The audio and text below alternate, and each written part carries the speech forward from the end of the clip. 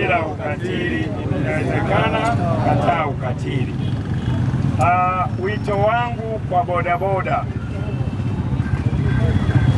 pamoja na ubize wa kutafuta kipato tulionao, kipato hicho kiende kilete manufaa kwenye familia yako. Tutenge muda wa kukaa na watoto wetu, familia zetu, tuweze kuwaasa juu ya mmomonyoko wa maadili, vitendo vya ukatili, ili kazi hii unayoifanya usiku na mchana uweze kusomesha watoto, uweze kuwa na maendeleo na uweze kujivunia matunda yake. Lakini kuna baadhi ya bodaboda wanalalamikiwa kwenye vitendo vya unyanyasaji wa kijinsia na ukatili. Niwaombe, kila kituo kina uongozi wa pikipiki. Ni vizuri mfike mahala kwa kuratibu na polisi kata, watendaji wa kata na viongozi wa vituo. Ni wakati mwafaka sasa wa kutokukubali sekta yetu hii ya usafirishaji kutokuchafuliwa na baadhi hawa mnaowaita Gen Z. Kuna baadhi yenu pikipiki imetengenezwa kutoka kiwandani, wanafika tena wanaiwekea namna ambayo sio salama. Kuna wengine wanabinua siti za viti, wengine wanaenda wanakata exhaust, wengine anaendesha anaandala ameachia. Fikeni mahala sekta hii inakuwa ni ajira, muiheshimishe, iwaheshimishe.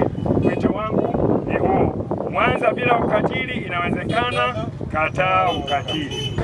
Huu ukatili wa kijinsia wa nyumbani, nilikuwa naomba boda wenzangu tujaribu kuwa tuna pressure tukifika nyumbani. Usione abiria haja kulipa, unafika mara baba naomba hela ya shule, hutaki kutoa.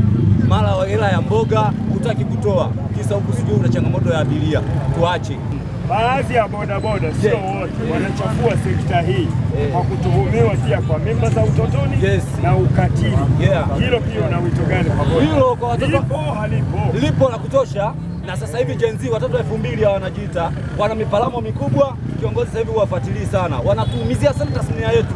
Wanatoka huko mitaani wanakuja wanakipita sana, wakipakia wanafunzi wanawachukua mara 2 mara 3, buku ngapi, ndio mimba zinatokea na ukatili unatokea. Kwa hiyo nilikuwa naomba wale kiongozi wafuatilie. Sasa hivi umekuwa kidogo huko chini, sioni vikao vingi tunauguzia kiongozi.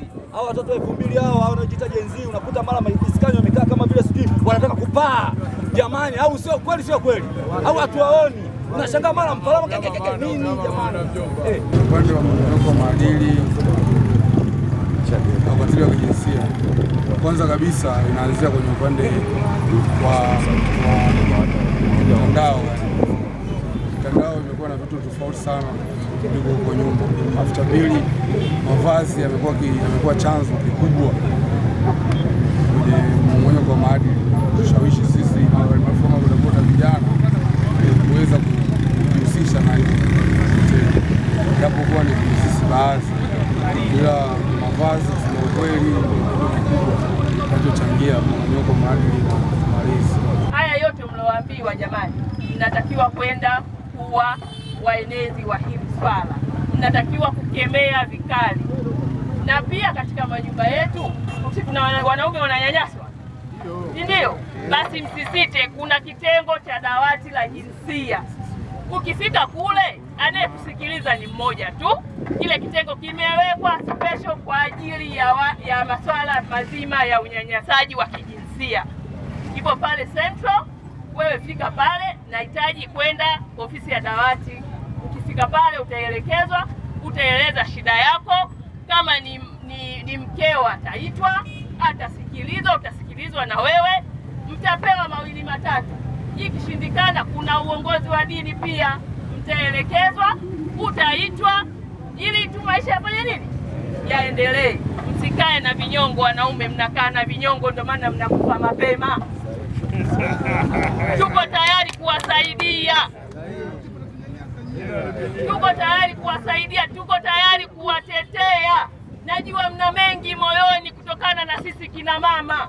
Manake ni kampeni ya wanawake, lakini naamini hata wanaume pia wana matatizo yao huko nyumbani, lakini hawasemi. Hiki mlichoumbiwa hapa, hebu kuanzia sasa hivi tukikemee kitoke, tutoe yale yaliyokuwa moyoni, usaidiwe. Ila mfate mtu sahihi, usiogope. Wewe mfuate Afande Fatuma, niko hapa kukusikiliza na kukupeleka pale ambako kuna husika. Tunaelewana? Kwa hiyo tukemee kwa nguvu hivi vitendo vya ukatili wa kijinsia, lakini pia tuhusike kwenye malezi ya watoto.